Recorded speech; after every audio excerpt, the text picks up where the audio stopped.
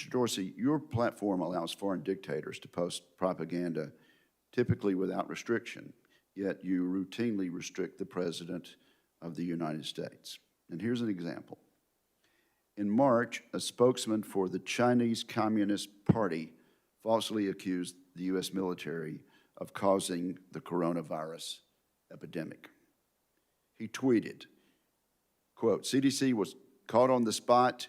When did patient zero begin in the U.S.? How many people are infected?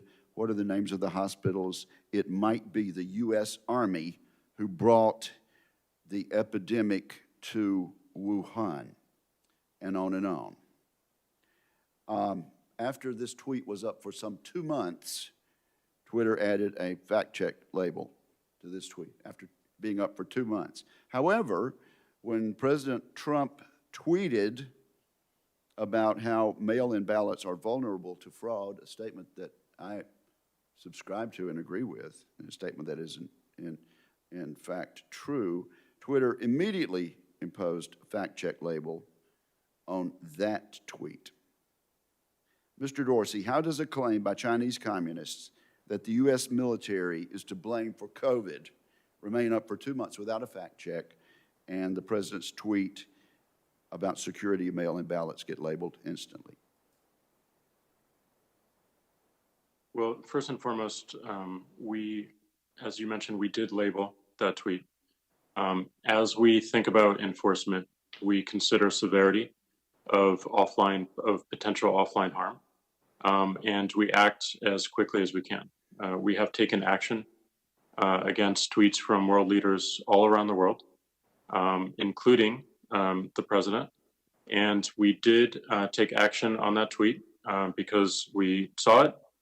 We saw the confusion it might encourage, and we labeled it accordingly. And the goal with our labeling— You're speaking of the President's tweet?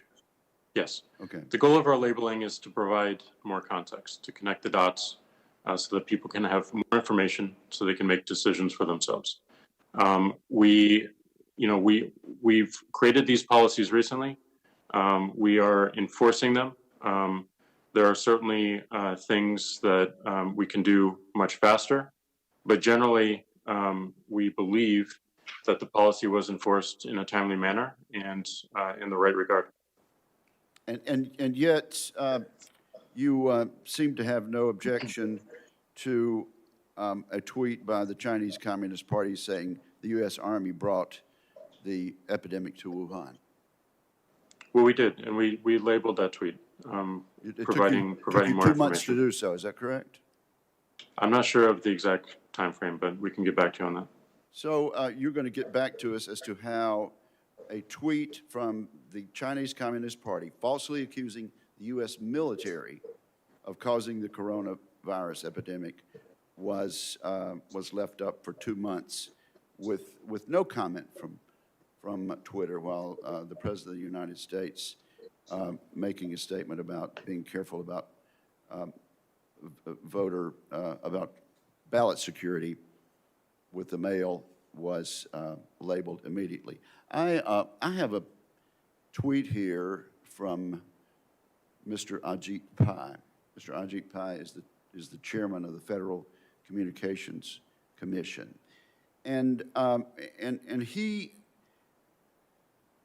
he recounts some 4 tweets by the Iranian dictator Ayatollah Ali Khamenei, which Twitter did not place a public label on. All 4 of them glorify violence. The first tweet says this, and I quote each time: "The Zionist regime is a deadly, cancerous growth and a detriment to the region. It will undoubtedly be uprooted and destroyed." That's the first tweet. The second tweet: "The only remedy until the removal of the Zionist regime is firm armed resistance." Again, left up without comment by Twitter. The third: "The struggle to free Palestine is jihad in the way of God." I quote that in part for the sake of time. And number 4, we will support and assist any nation or any group anywhere who opposes and fights the Zionist regime. I would simply point out that these tweets are still up, Mr. Dorsey.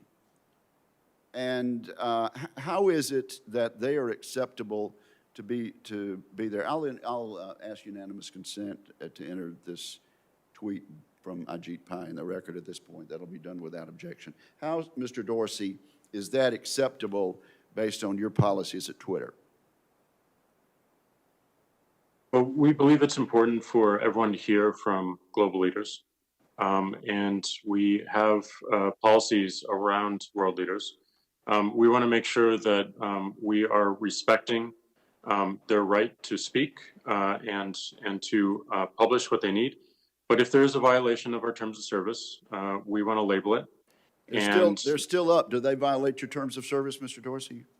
We did not find those to violate our terms of service because we considered them saber rattling, which is part of the speech of world leaders in concert with other countries. Speech against our own people or a country's own citizens, we believe is different and can cause more immediate harm. Very, very telling information, Mr. Dorsey. Thank you very much. Senator Cantwell, you are recognized.